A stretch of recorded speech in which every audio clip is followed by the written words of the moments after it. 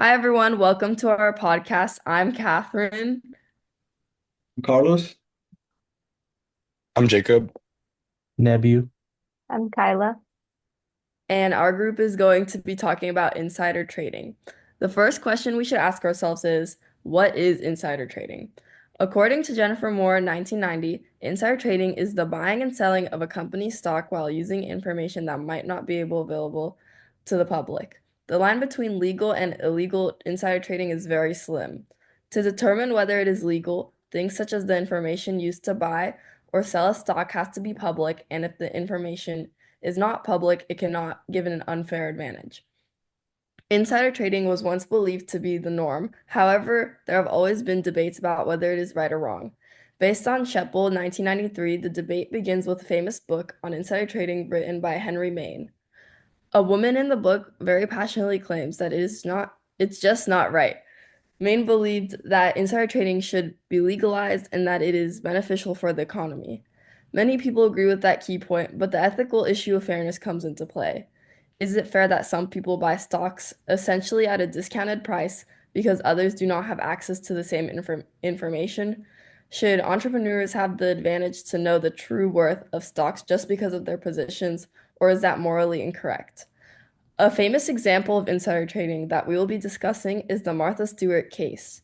She sold her I'm Clone stock with information that the public did not have access to. She lied about her reasoning for selling that stock, and this strongly pertains to business ethics because it poses a threat to justice, trust, and integrity in the business market. We chose this ethical issue because we believe that it is unfair and everyone should have equal access and opportunity. We will be applying utilitarianism, deontology, and virtue ethics to the ethical and moral battle of the Martha Stewart case. We believe that utilitarianism best analyzed the ethical issue of fairness. Now, let's discuss the important details of the case. All right, so the case studies we have chosen to review is a famous or infamous one that occurred in the early 2000s. We will review and discuss the insider trading case of Martha Stewart and Icon Systems stocks. To provide a little bit of background, Martha Stewart at the beginning of this millennia was an icon in home design, owner, CEO of Omni Media, with a net worth of more than $700 million. In December 2001, she received information from her stockbroker, who also worked for the CEO of Amclon Systems. The CEO of Amclon Systems placed a request to sell his own stock, which tipped the stockbroker to advise Martha Stewart to do the same. She followed the advice with no specific information regarding the company, which helped her save around $45,000. Note that it's minimal compared to her total net worth at the time. The transaction caught the eye of the SEC, Security and Exchange Commissioners, and they started investigating her and the CEO's transactions. She denied any insider trading allegations and tried to cover any evidence regarding the information received prior to the transaction. All of this resulted in her March 2024 conviction on charges of insider trading and obstruction of justice, which cost her around $195,000 in settlement, plus a 5 months in prison for the additional charges. We found all of this information in the Journal of Business Ethics by volume 168 by Don Mayer and Bruce Claw. Yeah, I also think that the use of utilitarianism in this perspective affects Martha Stewart's whole as a background. This case study is actually very similar to the case study of 2001 called the Enron scandal. In that specific case study, the Enron was one of the largest companies in the U.S., energy companies in the U.S., and it was actually revealed that the CEOs and CFOs were using an accounting loophole and insider trader information to hide billions of dollars in debt from their shareholders. So basically, the money they owe to their shareholders, they would hide it in their financial statements based off insider information to make more money. And I think it's very similar to Martha Stewart's actions, obviously not at the same level or degree, comparing $70 billion of lost debt compared to $45,000 that Martha Stewart made. But I think from the utilitarianism perspective, it's not a good look on Martha Stewart or as a whole. In the could say she benefited because she avoided financial loss and she protected her wealth. And that was a benefit to her because, she got to save money and it affected her financial wealth. But in the end, it honestly just wasn't a good look. And just based off what we learned on utilitarianism perspective, it just had a negative outcome overall. The consequences included damaging her public trust. She was no longer, the icon she was, and people didn't look at her the same. People were scared to invest in her companies, brands, just because of this one scandal, and it just became a public scandal that has like caused more negative impact than positive, and it's still known today. And even at the end, right, she ended up owing more money than she practically saved. So even if you wanted to argue that she benefited, she kind of didn't. I guess if she got away with it, you can say there's still benefit, but just based off the utilitarian perspective, there's more overall negative outcome. If she saved that money and she didn't get convicted, you can maybe argue that there was, but she had an overall more negative impact on society, which makes this perspective, just show her actions, show that she didn't have, her actions didn't have a good benefit to society, and overall just had a negative outcome.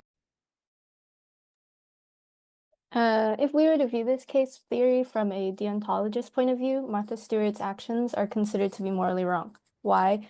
Because deontology ethics are built around rationality, morals, and the goodwill behind the action.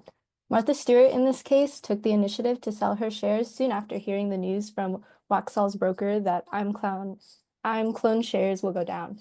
At that moment, she may have found happiness, but at the same time, in Kantian ethics, they must give equal opportunity to other individuals to apply their own rationality as a given right.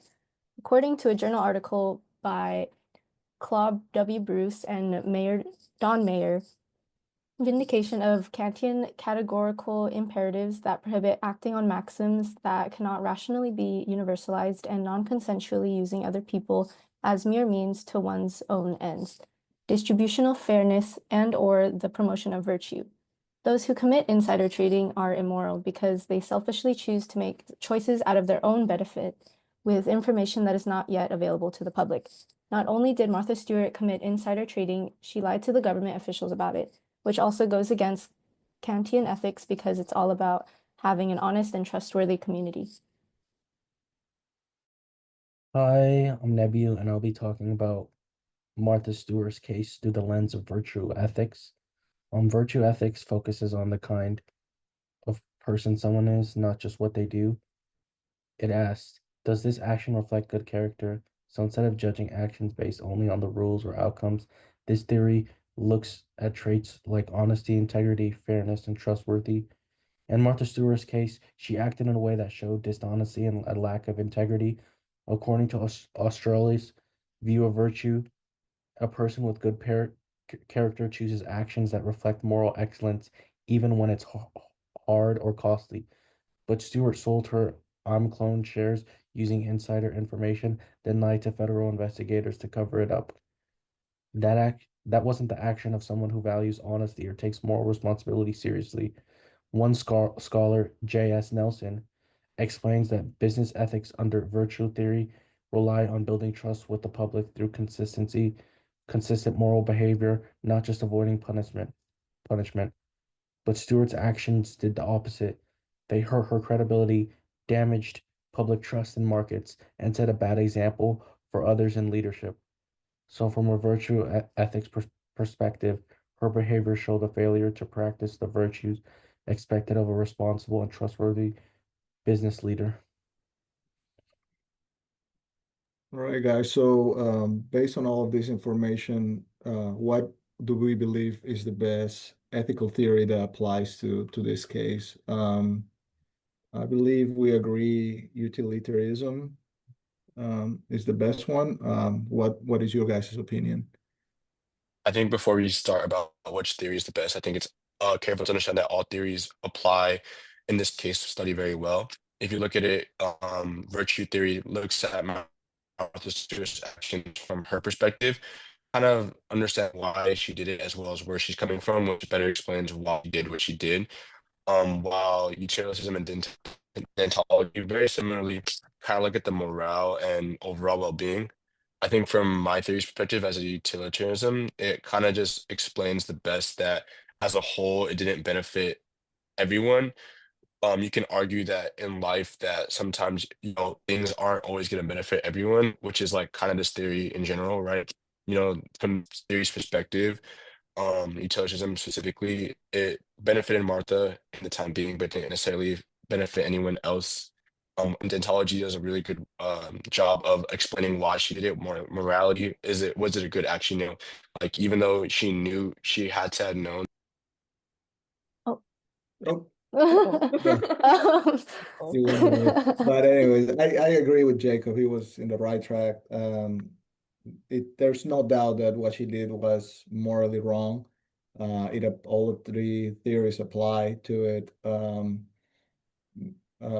it's just I think what she did after was even worse, and that's why she paid the price when she lied about it, right?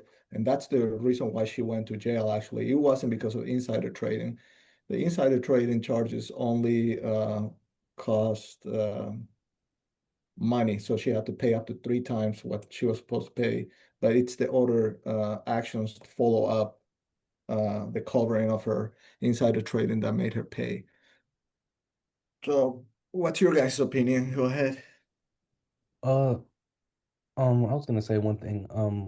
I think that one thing that stands out about this case, the Martha Stewart case, is how one bad decision can like affect everything, even a small amount of money compared to her net worth. The damage to her reputation like ended up being huge. It also made people question if the stock market is fair. If regular people follow the rules, but wealthy or connected people don't, it creates mistrust from an ethics point of view. I think it shows why character really matters in business. It's not just like about making money. Correct. The system is based on trust. So, if that's gotta apply to everybody. I really like how you worded that. Like, yeah, like trading is important. I also agree.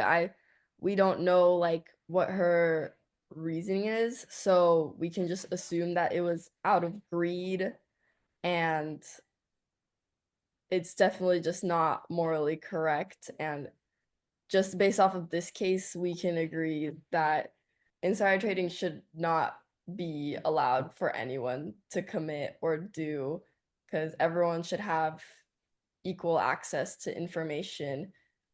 It's just not fair that some people get an advantage and then some don't. So I think that definitely that's why the virtue ethics theory also stands out to me. So this concludes our podcast. Thank you so much for listening.